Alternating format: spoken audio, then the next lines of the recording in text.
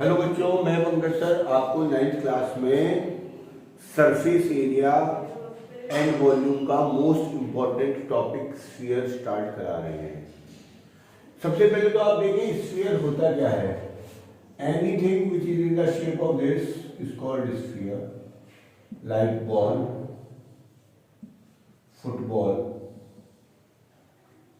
जो हमारा लड्डू होता है, हमारे जो मेलन होते हैं, ऑरेंज होते हैं, जो भी चीज इस तरीके से होती है वो स्फीयर कहलाती है। हर एक स्फीयर के अंदर केवल और केवल एक वेरिएबल होता है आर। स्फीयर इसलिए इजी है क्योंकि स्फीयर की कैलकुलेशन करने में हमें केवल एक वेरिएबल का यूज करना है। स्फीयर की आउटर बाउंड्री जिसे आप टच कर सकते हो, स्फीयर की आउटर बाउंड्री जिसे आप टच कर सकते हो उसे सरफेस एरिया बोलते हैं। क्या बोलते हैं उसे? Surface area. और इसका फॉर्मूला 4πr² है। इसका फॉर्मूला है 4πr²। क्योंकि इसमें एक ही सरफेस होती है तो उसका CSA और TSA सेम है। ध्यान रखिए, for the sphere CSA and TSA is the same. Second formula इसके अंदर आता है वॉल्यूम।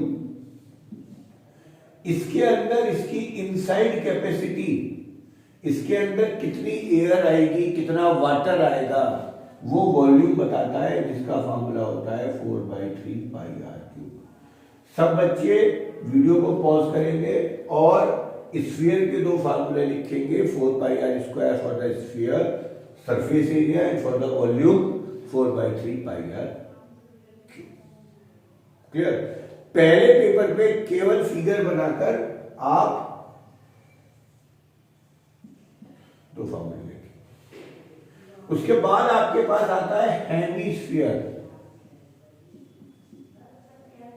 क्या आता है? हेमिस्फीयर। हेमिस्फीयर का मतलब है हाफ स्फीयर। अगर आप किसी स्फीयर को बीच में से काट दें,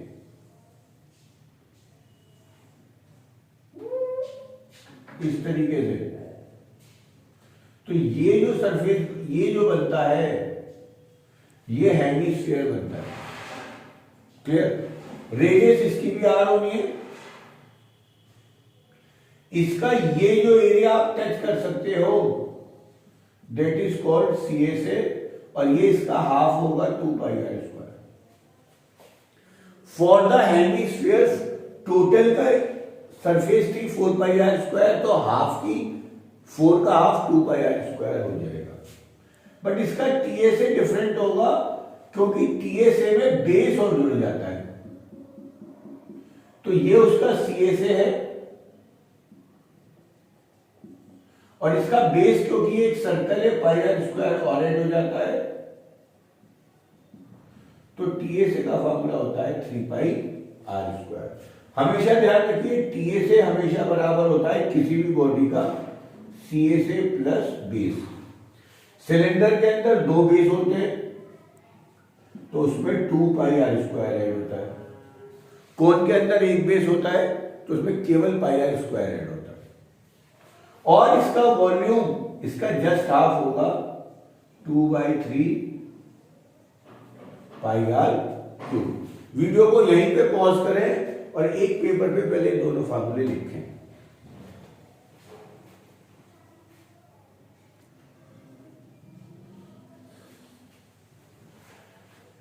तो हमारे पास बेटा एक स्फीयर हो गया, एक हेमिस्फीयर हो गया, एक हमारे पास हेमिस्फेरिकल टैंक भी आ सकता है जिसके अंदर दो रेडियस दे रखी होती है।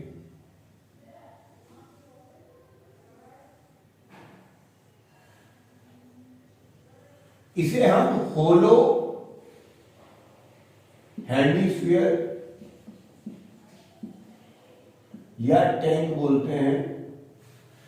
जिस स्फीयर में दो रेडियस या जिस हेमिस्फीयर में दो रेडियस दे दी जाएंगी उसे होलो माना जाएगा। इसमें एक छोटी रेडियस होती है स्मॉल आर, एक बड़ी रेडियस होती है बाहर तक कैपिटल आर। इसमें आपके पास केवल वॉल्यूम का फार्मूला आएगा 2/3 pi r cube minus are. ध्यान रखिएगा जब भी कोई होलो है उसका वॉल्यूम का फार्मूला 2/3 पाई आर क्यूब होता है। अगर होलो है पता कैसे चलेगा, जिसमें दो रेडियस दे दी तो इसमें 2/3 pi r cube minus r cube होगी। ध्यान रखिएगा जो ये बीच की विड्थ होती है वो डी होती है, जब विड्थ डी हमेशा आर माइनस आर होगी। इसका भी आपको किसी किसी क्वेश्चन में यूज करना पड़ सकता है। इसके बाद अगर आपके पास पूरा हेमिस्फेरिकल टैंक हो जिसमें दो रेडियस दे रखी हो तो इसका वॉल्यूम हो जाएगा 4/3 पाई आर क्यूब माइनस। सबसे पहला काम आप ये करेंगे, सब बच्चे वीडियो को स्फीयर, हेमिस्फीयर, होलो हेमिस्फीयर के फार्मूले नोट करेंगे। सवाल इसके बाद हम शुरू करेंगे।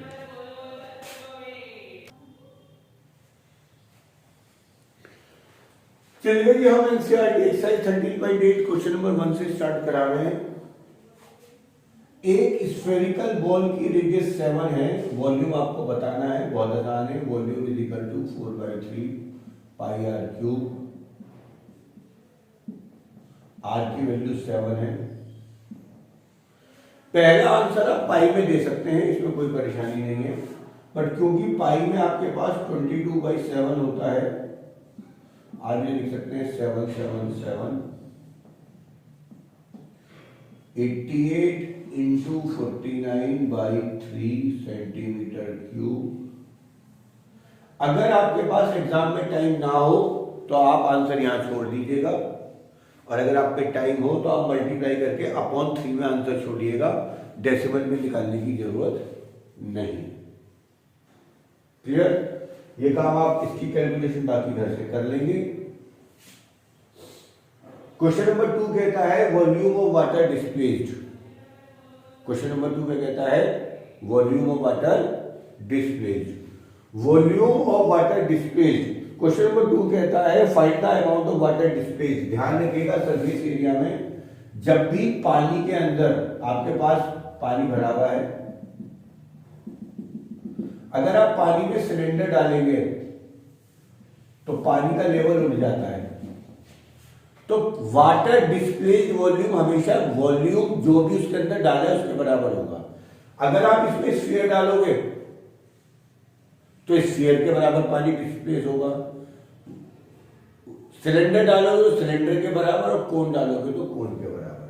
क्योंकि इसमें हमने सिलेंडर डाला है तो volume of water displaced is equal to volume of ball, और इस सवाल में रेडियस दी है आपको 0.21, आर दी है 0.21, यानी आर दी है 21/100। डेसिमल में कैलकुलेशन कभी नहीं करनी है, बात ध्यान रखिएगा। तो volume of water displaced is equal to volume of ball, यानी 4/3 पाई आर क्यूब। 4/3 22/7 21/100 100 100 सेंटीमीटर में है, सॉरी ये मीटर में दे रखी है रेडियस, तो ये मीटर क्यूब में आंसर आपके पास आएगा। 21 से 21 कट गया, 88 into 21 into 21 100 into 100 into 100 metre cube, ये आपके पास काम हो जाएगा, सही ना। इसे अगर आप सेंटीमीटर में बदलना चाहते हैं तो आप क्या कर सकते हैं, हम लोग क्या कर सकते थे, ये मीटर दे रखा है तो हम यहीं पे काम कर सकते थे, इसे अगर 100 से मल्टीप्लाई कर दें तो सेंटीमीटर में हो जाएगा। तो ध्यान रखिएगा इस सवाल में आर की वैल्यू, आर दिया है 0.21 मीटर, इसे लिख दिया 21/100 मीटर। सेंटीमीटर में बदलने के लिए आर 21 आ गई, 21 into 21 into 21 88 into 21 into 21 centimetre cube. सबको मल्टीप्लाई कर देंगे, आपका आंसर आ जाएगा। बेसिक आपको बताया है, आप इसको देखें, सबसे पहला काम। आगे क्या?